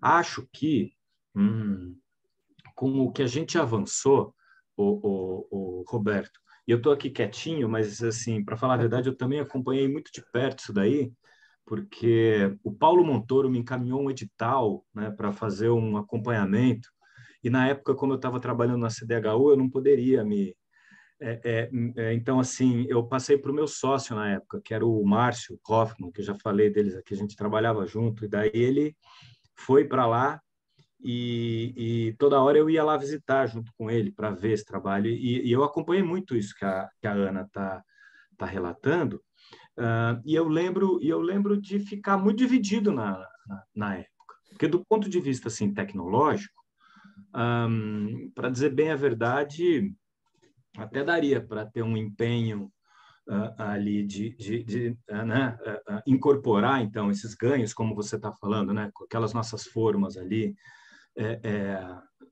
vamos dizer, contemporâneas, né, as ferramentas, compactadores, misturadores, etc.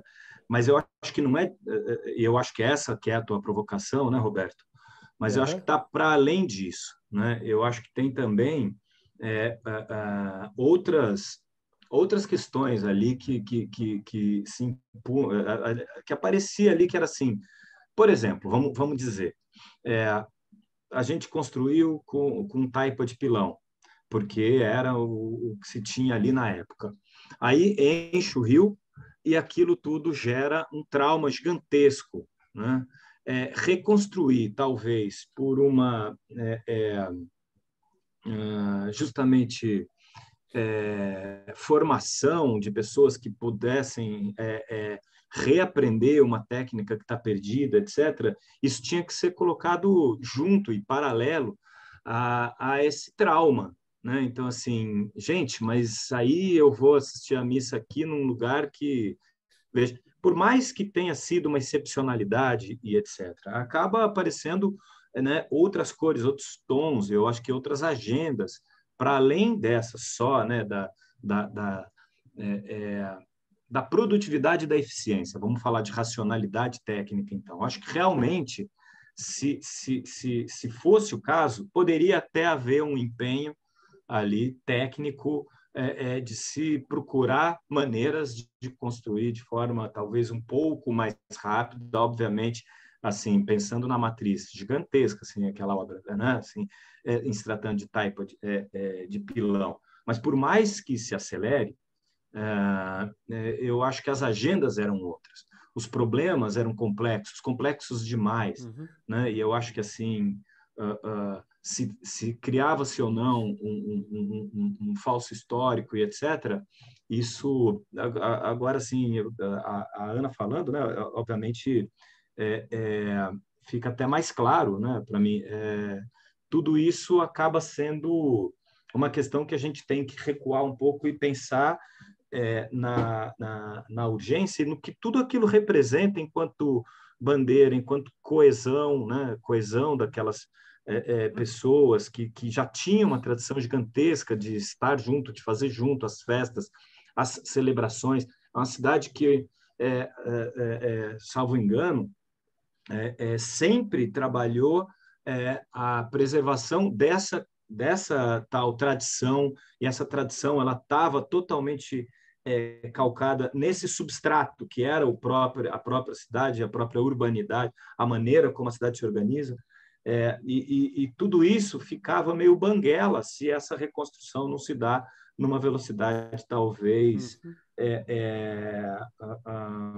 que pudesse dar conta então dessa demanda. Então, assim, eu sei que você puxou puxou o gancho da discussão por uma questão tecnológica, mas eu falei dessas perdas da racionalidade técnica para argumentar que eu acho, e eu peço licença então para a Ana, né, de ficar aqui arriscando, mas acho que não se tratava só de uma questão técnica. Eu vejo dessa maneira. E já que eu estou falando aqui, vou me arriscar de novo, porque eu vou falar de papo de corredor de escola ali, e Roberto, mas eu preciso estudar melhor. Se não me engano, é o seguinte, a gaiola pombalina é o sistema, e a Cruz de Santo André é o módulo que compõe o sistema, e ela teria esse nome porque o Santo André foi crucificado numa cruz que não era assim, né? Ela era justamente diagonal, né?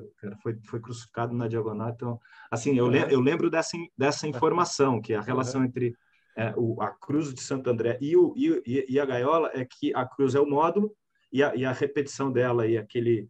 então, essa justaposição delas é que forma a gaiola, que seria o coletivo. Bom, é isso. Minto, eu abri essa discussão na intenção da possibilidade de, já que não foi possível fazer a reconstrução de algumas obras, né, da cidade de São Luís, por que não abrir um espaço como tem já tem um espaço na casa do Oswaldo Cruz de experimentação de construção em terra, e lá só tem o pau a pique, está faltando a taipa de pilão no sentido mais moderno da palavra, né?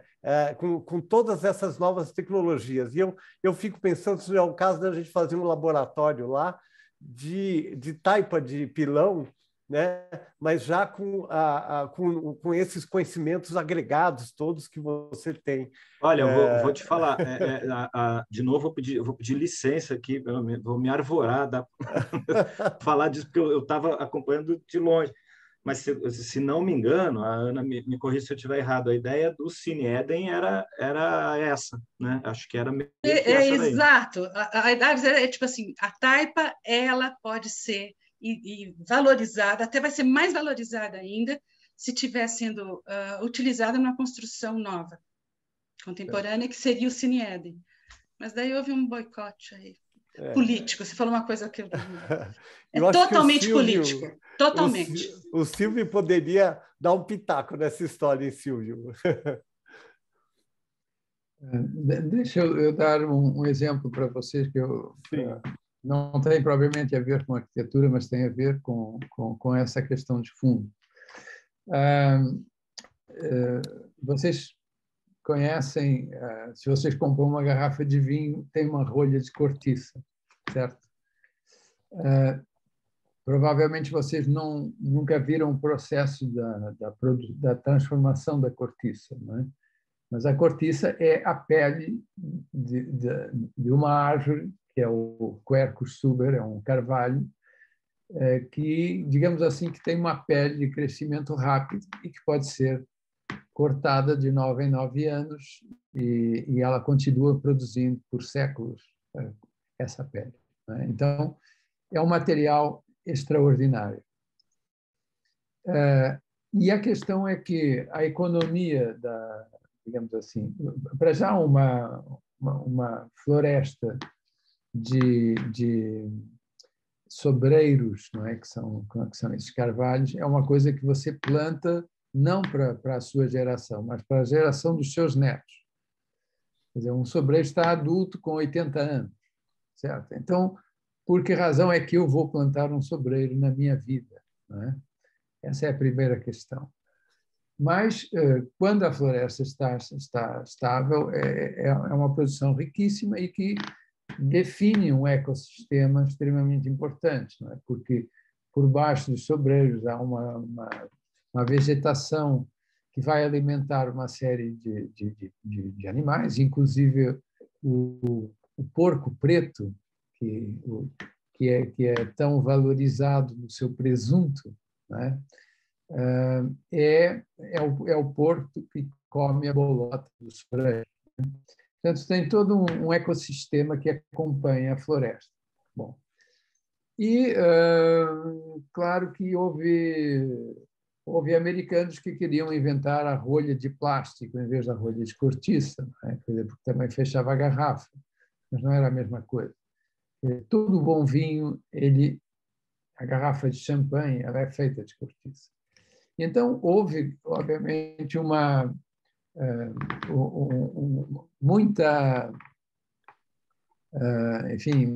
muita força para acabar com a rolha de cortiça e houve também a necessidade de fazer muita força para demonstrar a qualidade da cortiça enquanto material, porque é o melhor material isolante térmico, é usado, inclusive, em escudo térmico para cápsulas espaciais, não é? que são lançadas no espaço, quando reentram na atmosfera. Tem qualidades extraordinárias, mas era preciso fazer uma enorme investigação sobre a aplicação da cortiça em múltiplas valências. Hoje em dia você tem roupa de cortiça. Você tem cortiça usada de 1001 formas. Por quê? Porque ela continua sendo um material extraordinário. E esse papo para chegar aonde? A terra é um material extraordinário, desde que associada de forma eficiente, entendeu? Ela é extraordinária porque, para já, ela está disponível em determinados lugares e pode ser utilizada. E, dependendo da forma como ela é trabalhada, ela pode ser um material que apresenta muitas vantagens sobre todas as outras muitas outras hipóteses. Então, é claro que num processo de emergência como esse, há de facto uma urgência social e até política na resolução dos problemas que tem que tomar decisões em tempo útil, não é? Porque o custo social, digamos assim, da indecisão é muito grande. Ótimo exemplo. Ótimo exemplo, João. Adorei. Claro. Bom, gente, como é que nós temos aí pelo de projeto, tempo? Pelo projeto imperial, foi enorme, porque, inclusive, quer dizer, as pessoas que começavam a reconstruir a sua própria casa foram presos, enfim, o poder do Estado se sobrepôs ao poder do indivíduo, o que não é um caso numa sociedade democrática, não é? Onde as pessoas têm que ser ouvidas e respeitadas. Eu vou dar um outro exemplo extremo, não é? Em sociedades mais tradicionais, como, por exemplo, se fosse um templo budista no Japão, não é? Ele nunca seria reconstruído. Ele envelheceria até o dia em que seria todo desmontado e fariam um novo templo pelo mesmo ritual de sagração, porque o que está em causa é a memória, é aquilo que é significativo. E o que é significativo é todo o processo, entendeu? Não é a forma. Houve um caso aqui em Portugal de uma aldeia que ia ficar submersa com a construção de uma barragem no sul do país. E então, o que é que fizeram? Fizeram uma réplica, casa por casa, dessa aldeia, num outro local e transferiram a população para lá porque a aldeia ia ficar submersa. Então, foi uma fotocópia, digamos assim, um xerox tridimensional da aldeia. E ela não funcionou socialmente. Ótimo, ótimo. Então, há questões profundas, há questões que são complexas e há questões que a arquitetura só funciona quando ela é cultural, quando ela é social.